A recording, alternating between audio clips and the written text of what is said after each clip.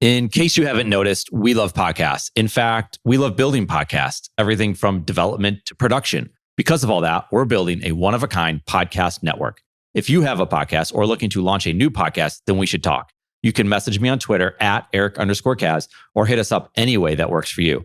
Let's talk about your podcast joining this one-of-a-kind podcast network.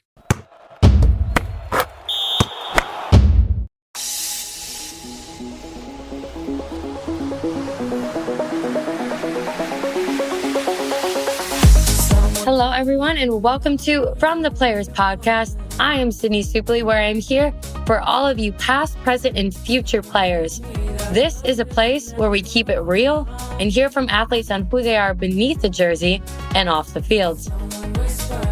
Without further ado, I would like to introduce you all to a competitor of mine who I have a ton of respect for on how she impacts the game. Brooke Nelson, a senior pitcher and first baseman, and we love pitchers who can field on this podcast. A Homestate kid who is playing for her dream school, the University of Washington, and is already a founder and CEO of the BN Performance, her very own company where she trains and empowers the next generation of softball players. Today, you will hear conversations about the upcoming softball season, mental health, what Brooke teaches her athletes, and who she is behind the jersey.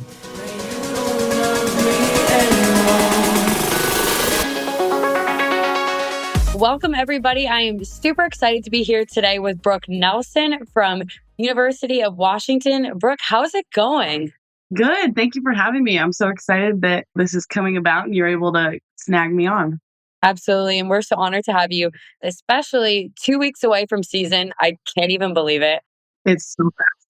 I know. It's literally snowing here. So the thought of taking a ground ball on dirt is so absurd to our team. But how are you feeling coming towards season? Good. So excited in the fourth year. So super excited to kind of see what this new year has to bring, what this new team is. So super excited to kind of get the ball rolling. Yeah. Give us a little insight. What's one thing people should know about your team that maybe not many know about? Yeah. Well, we didn't lose very many fifth years. So we have a lot of people coming back. We only lost Pat and Gabby. So we have a lot of people coming back. The freshman class is really strong. So I think we're pretty well versed between, I guess now it's the 5 classes, but I think there's a large kind of good array and spread of everyone. Mm-hmm. Absolutely. And I mean, from someone who's been across the field from you guys, it seems like you all are truly best friends, which I think is the coolest thing at all. How has that chemistry developed over the last 4 years? Yeah, I mean, it's definitely something that we all kind of strive for. We all kind of look for in the University of Washington, just being each other's best friends. And when people speak on their why they went to a university, you always the environment, the people, but then when you kind of really get there and you really get to know each other and kind of see it in a different light. But I mean, we just spend so much time with each other and we love being around each other inside and out of practice and games and everything, but we just try and spend as much time as possible with each other. Yeah. Especially for you. I mean, you are a home state, Washington. I was doing a little research and I didn't even know. I think you still hold the record of the longest state championship game. It was 13 innings? Yes. It was wild. And it's funny because I had played one of my now former teammates, Sammy Reynolds. And so we were playing her in the state championship game and it felt like it was never going to end. Yeah. I hope. Were you pitching the entire time? The whole time. Yeah. Oh my goodness. I can't even imagine your pitch counts. Wow. I mean, it was kind of the point where your adrenaline takes over and you don't really feel anything. Yeah. I mean, you don't even really know what's going on. You're just going. Yes. Oh my gosh. I can imagine. So was it always Washington for you? Was that always the dream school? Yeah. So I grew up in the state of Washington. My dad was a walk-on on the football team. He's now a Seattle firefighter. So we kind of grew up around the area. Hometown is just an hour south of campus. So I grew up going to basketball camps, volleyball camps, softball camps, anything I could get my hands on as a kid as sports-wise. And then my parents actually had season tickets to the football game. And so for those that don't know, the University of Washington, we used to have an old stadium where the track was around, track and football kind of shared the same area. And then I think it was maybe 2012, 2013 is when they kind of renovated it and then track got their own facility. But we actually had season tickets to football since I was 6 months old. So there's baby pictures of me kind of in a baby Bjorn, on mom's chest, going to the football games. And it was kind of just the hometown dream, grew up going to I'm sure the weeknight skills clinics that each university will kind of put on. So kind of grew up going to that and always knew that I wanted to do that. Mhm. I mean, my family is from Washington, and I literally cannot think of a more beautiful state. I don't know about you, but like I cannot get enough of Pike Place Market. Every time I go, it's like I have to go there. Yes. Oh, there's just so much beautiful about like your campus and just university. And that's so exciting that you're able to be Yeah. there. Yeah. I mean, we kind of call it like, we're kind of this hidden gem, we're kind of in the corner of the US. So it takes a special person to kind of like the area. You get all the 4 seasons, and everyone always says it's always raining. It's really not. You have your months where it's more rainy and you have your months where it's not. But that's what we always say. It takes a special person to be able to, come across the country. Mhm. I've actually heard, and this could be a myth, but they say it always rains, but like you said, it doesn't rain that much. It's just to scare people because, Seattle's already too busy and they don't need anyone else moving there. So, who knows? But a big reason why I really wanted to bring you on is because you do such incredible work with just younger girls. And it's so empowering to see. I mean, oh my goodness, like you are a CEO and founder of BN Performance, which is your own company. Can you talk me through where did that dream come from? Yeah. So it was actually shortly after we had won the state championship in 2018. I knew that I kind of wanted to give lessons. It kind of started with part of my summer job is I work, it's technically under the Mariners, but it's called Mariners Grand Slam Baseball Softball Camp. So it's basically youth baseball softball camps, and it's kind of founded under the Mariners, but we kind of work all day in the summer. We're kind of a traveling group. So it'll go Monday through Thursday, and then every week we'll kind of go to a different location. But it kind of started there where I realized, okay, like this is a thing I enjoy. This is a thing I'm good at. I enjoy working with kids. I enjoy teaching kids the game. So then I kind of wanted to do something more softball specific, more specific in the area. So then I kind of started giving lessons. Okay, so I was a high schooler. I knew what I was talking about, but I was totally brand new to the whole giving lessons things. And so it was at the local fields. It was at the middle schools, the high schools, it was always rain, sun dependent. Yeah. So it just it started with 2 kids, and then it worked to 5, and then it worked to 10, and then it worked to different teams. And then, I'm getting texts of, hey, you gave a lesson to so-and-so. Can we get in contact? And so it was just kind of like anything. It was just a network that grew. And then kind of when COVID hit, there was a lot of, as we all had downtime and reflecting and everything. And I want to do something with it. I want to put a name on it. I want to put something on it.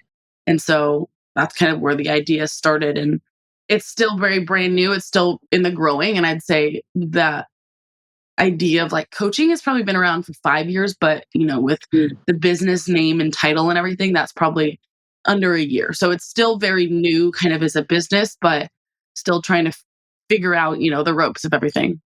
That's incredible. And so, I mean, you're a current college student athlete, you're busy. How are you able to work that into your schedule right now? It's tricky. You have to kind of find those ditches of time where you have that availability. So I really used winter break, for example.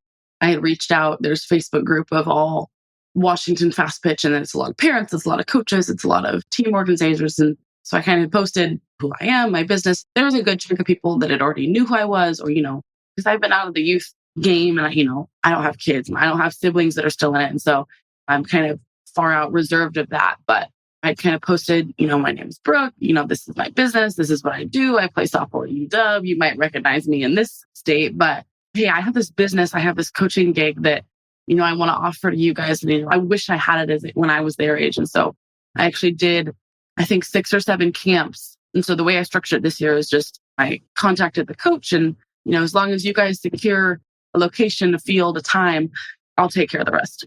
And so it's a little tricky while I'm in school, but the goal is to, once I've done with school, possibly bring it to like an online platform to where, there's so many coaches that'll approach me, and my kid's playing and I don't know how to teach them to pitch. Like, can you help? And so just to be able to provide kind of the educational tools of, here's how very first, teach someone to pitch, or here's how you very first instruct, or here's how you can run a team practice, or just to kind of be able to provide that educational piece for coaches that need the help and parents who need the help, but hopefully to bring it to an online platform to where, it can be accessed anywhere versus just the people I can see in person in the state of Washington, which is very limited.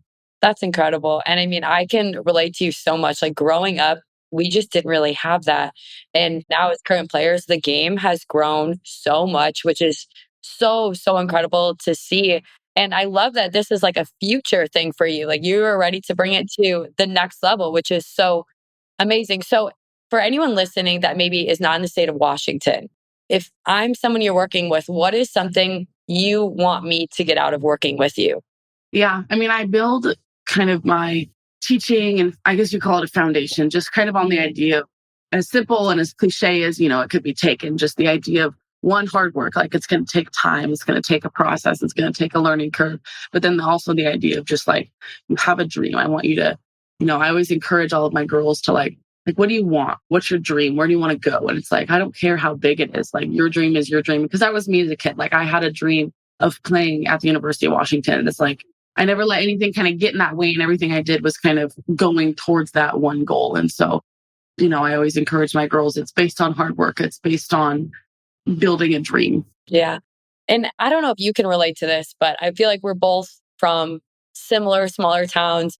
And something for me, like I had so many people tell my parents, like, you need to basically kind of like put your kid in, I don't want to say a reality check, but she doesn't want her dreams to be crushed. Are you sure that a kid from a small town could really play college softball? And I had to learn how to believe in myself and foster my own dream. But here you are basically telling these younger girls, hey, no, you can dream and you can make that dream a possibility with hard work. So what is something for girls who are maybe having that similar experiences to what you or I may have had, where not a lot of people are asking them about their dreams, or people are telling them that they're too big? Yeah. I mean, it's the sad reality as women, especially just as women in general, but women coming from a small town, like you're going to have this big dream and people are going to tell you every reason underneath the sun why it's not going to happen. When it kind of comes down to that, it's kind of a, hey, you do you, I'll do me. This is my dream. I always encourage my girls, just, you can't let anything get in the way. Like there's going to be things that try and get in your way, and you just have to kind of bulldoze right through that. And just everything you do is working towards that goal. And so kind of when I was working for the University of Washington, is okay, when I'm in high school and you do all these goal settings, and I would always write down that goal. Like, I want to go to the University of Washington. And everything I did, anything from strength training to school to exams, like that should be your motivating factor, if that makes sense. Absolutely. And did you ever have any times of doubt, maybe when you were growing up playing, like, can I make it to this next level? And how did you overcome it? I know you said you wrote down those goals, but was there any hard moment that really you were able to turn around and, it defined you and brought you to Washington? Yeah. I mean, I think it's full of ups and downs. Like you're going to have your days where it's like, I don't know if I deserve to be here. I don't know if I can do it. I don't know. And I feel like the biggest learning curve was just freshman year.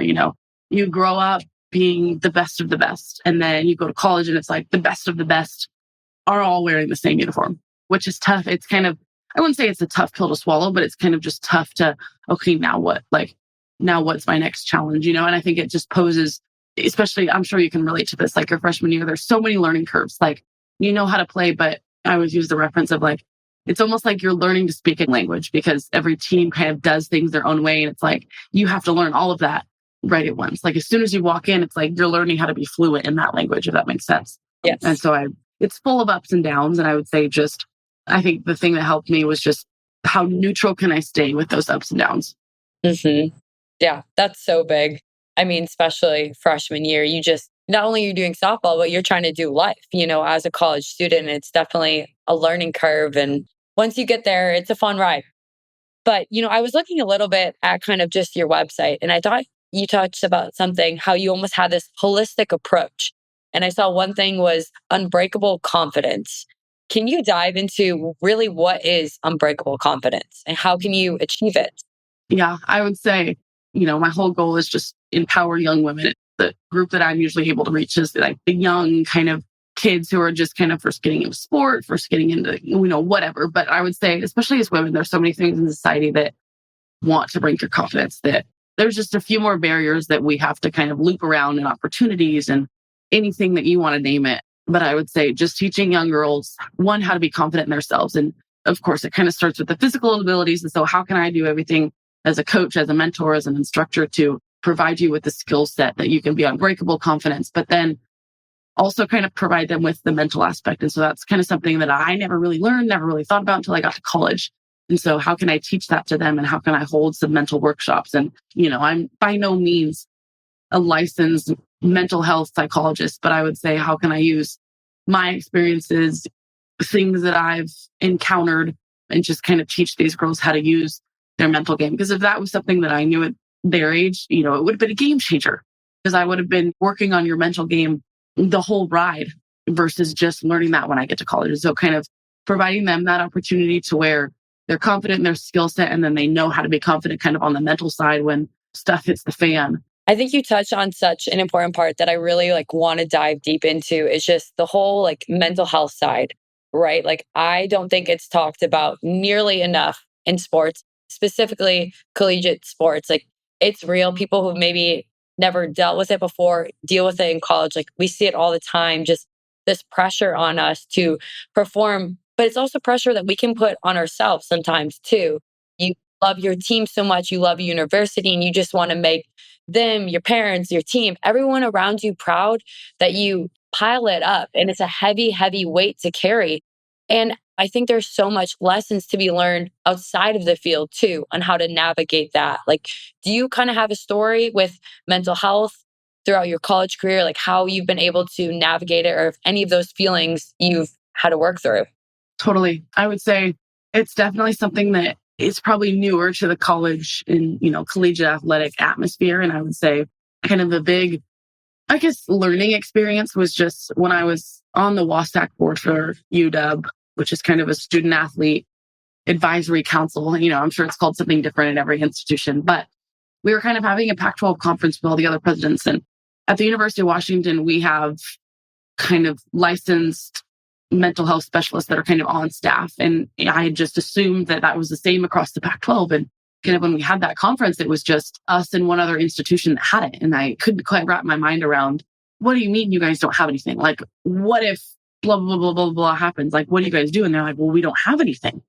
That was just mind blowing to me because, in my opinion, I feel like every institution should have at least someone on staff that these athletes can go to, these athletes can talk to, these athletes can, because not every program, every sport, every coach, not everyone is going to have that opportunity to kind of learn the mental game. And so being able to have someone that could provide you with these adequate tools that can help you success on and off the field, on and off the court, I think is huge. But I would say my journey kind of was just kind of like we talked about earlier, just you have your skill set and you have all your knowledge, and then you're learning to speak this new language, and it's super overwhelming.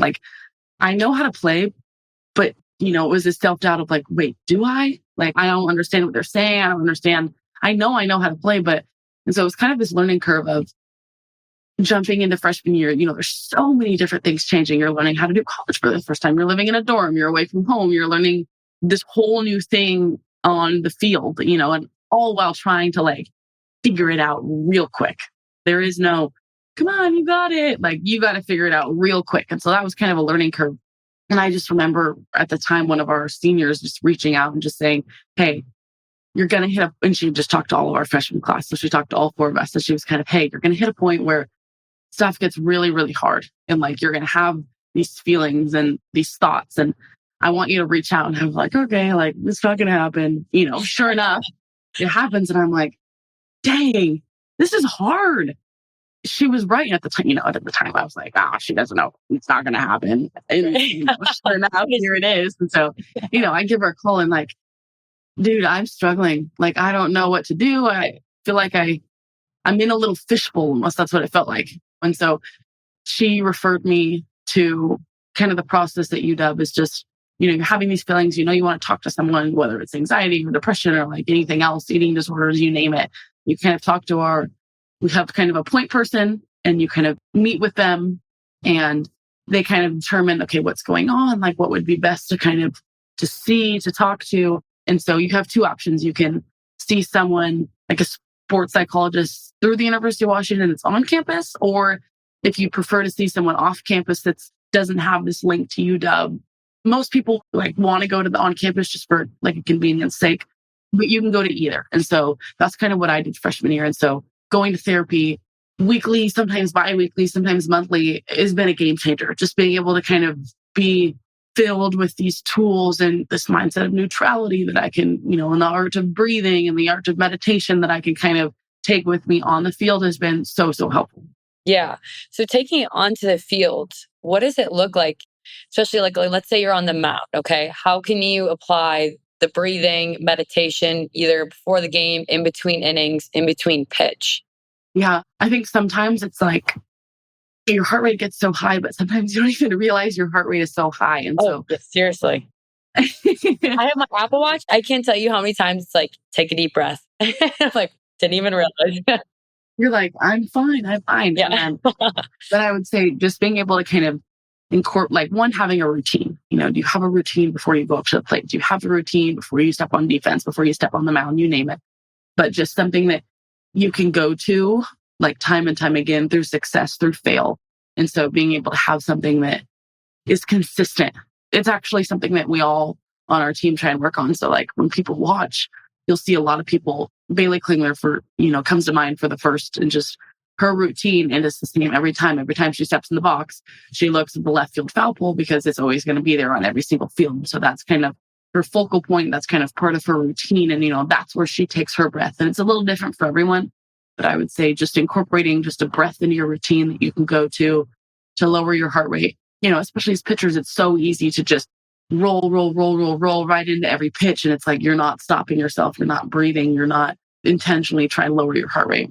I love that so much. And, it's so critical. And I love how you went into kind of depth with it, because not everybody has those resources that, your institution has. I'm fortunate we have a similar process and people who are there to help us. But for anybody listening who maybe doesn't have that, they can learn a skill or two and how to apply that. And how much would you say, even, just mental health and the mental training, are you working with your younger girls? Because that's so important at a younger age to be able to kind of develop that and understand that there are human beings outside of softball, right? I feel like so often our identity from the beginning to when you're in college, it's one and the same. And you can go about your day and your mood can be completely impacted of how you played in the game that day or how you practice.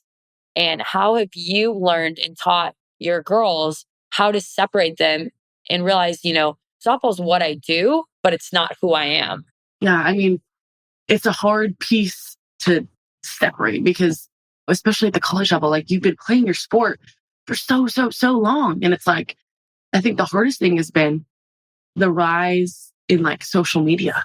And it's like that kind of supports the attachment of like your sport and your identity. And just at least my learning curve and kind of what I've displayed to my girls is just having some sort of separation, and I think one of the best resources I've kind of learned is it's called Heads Up Baseball. It's a book written by Ken Ravizza, he worked with predominantly baseball players in the MLB, and he was kind of this mental game coach. And so that Heads Up Baseball book, I think, is an incredible resource for people that, they're wanting to tackle their mental game, but they don't know how, they don't have a resource. And so I don't even know how much it is, what $20 book or whatever it is huge. And I think reading that book and doing those exercises will just transform your mental game.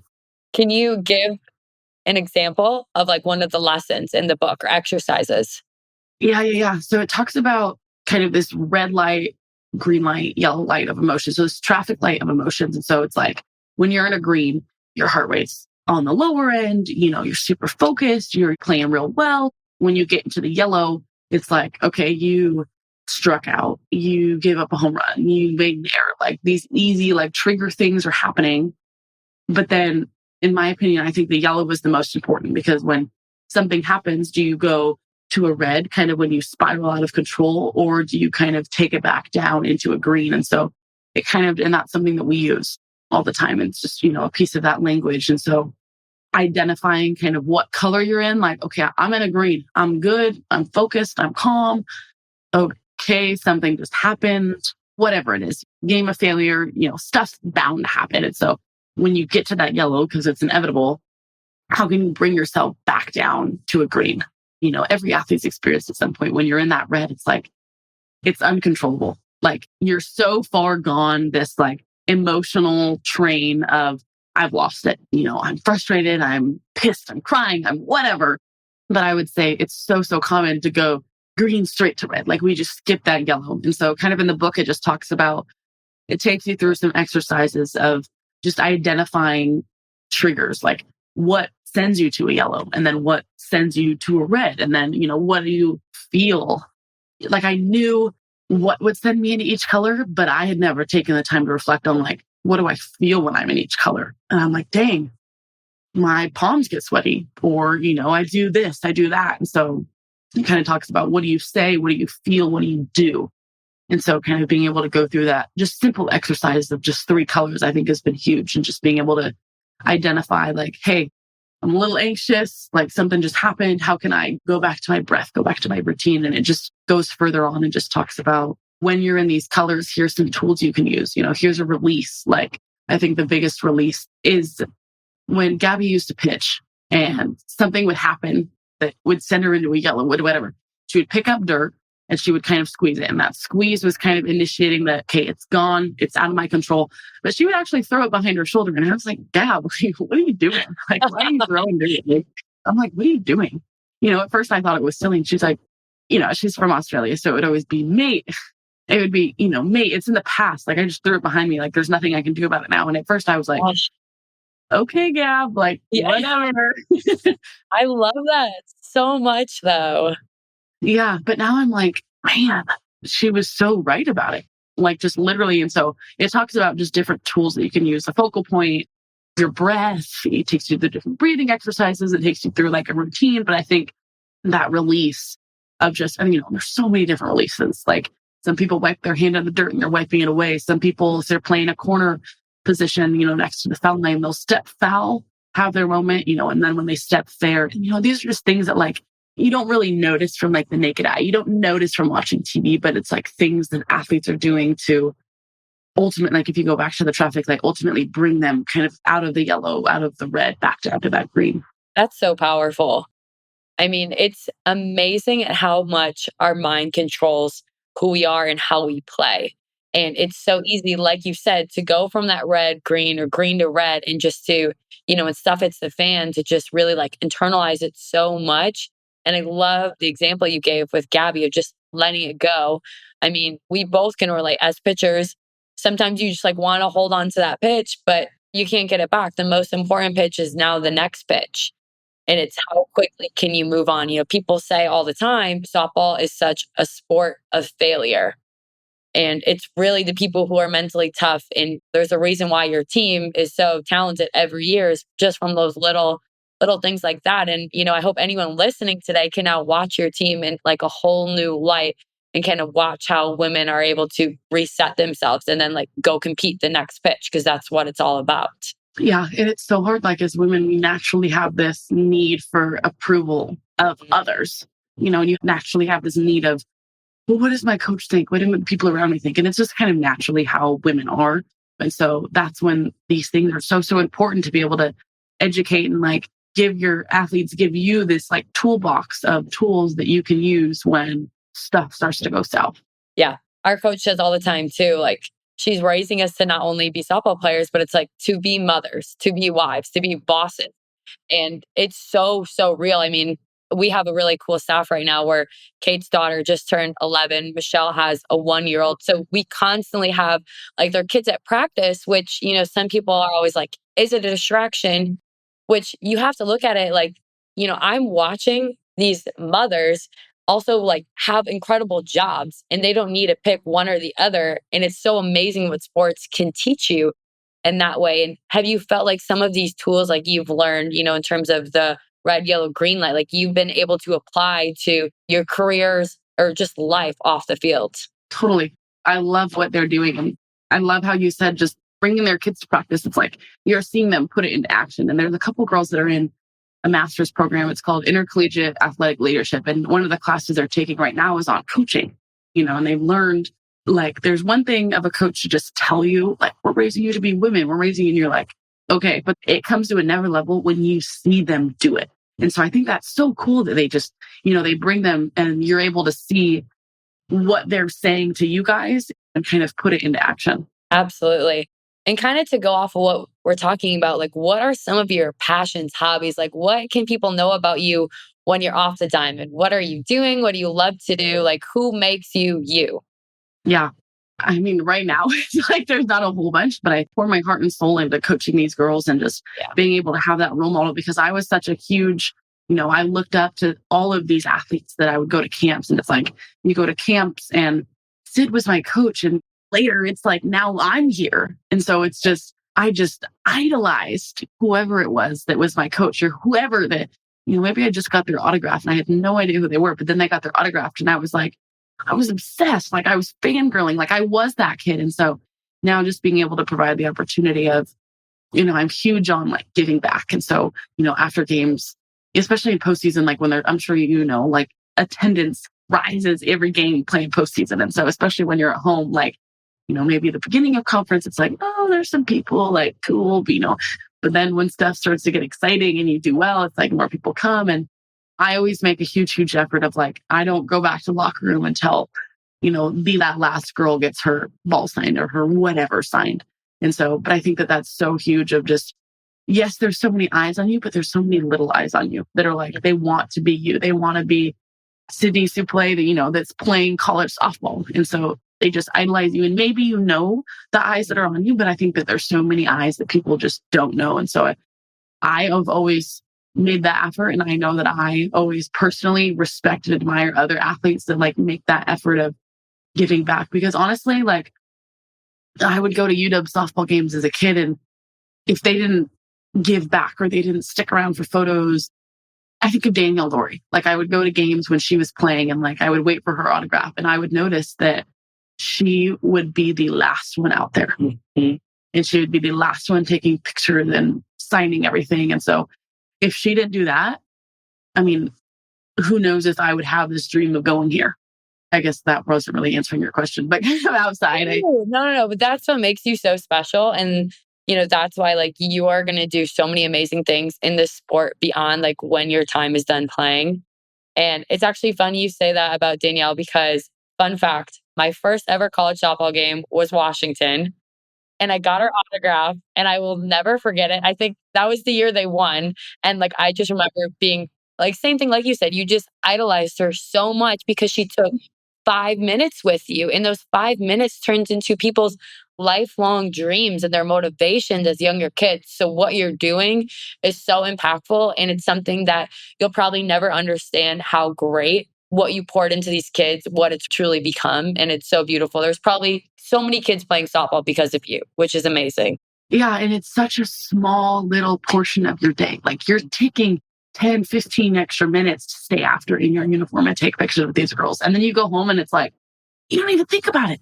Like, right. Do you really need to be home 15 minutes early? No. Exactly. But I think like we as athletes, it's a thing you do. You sign these autographs and it's like, okay, then you go home. But that's something that they go home and they hang up in their wall and they look at every day and they just like love, and so it's just, I'm humbled every time that like sometimes I'll run a camp and I'll do the same thing. I'll stick around, whatever you guys want, signed, pictures, like you name it, like I'll do it. And I had this girl, her name was Caroline, and she came up to me and she had a picture of her and I. She had taken a little selfie like after the game, but she had it and she gave it to me.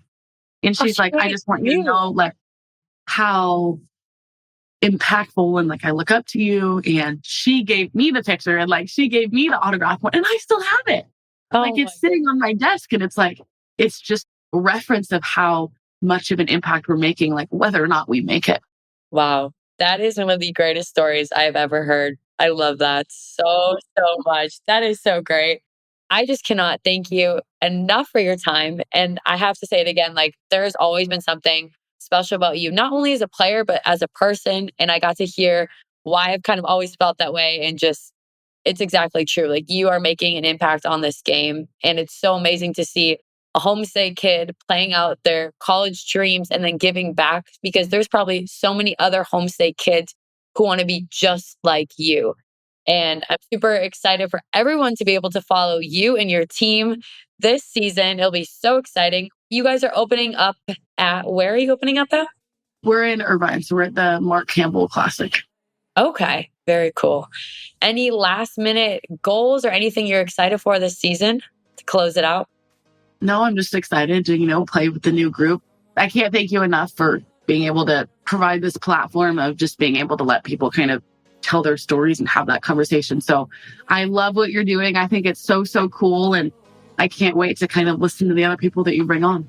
Thank you. I appreciate it. But so honored to have you as our first, and stay tuned for our next episode. You don't love me anymore.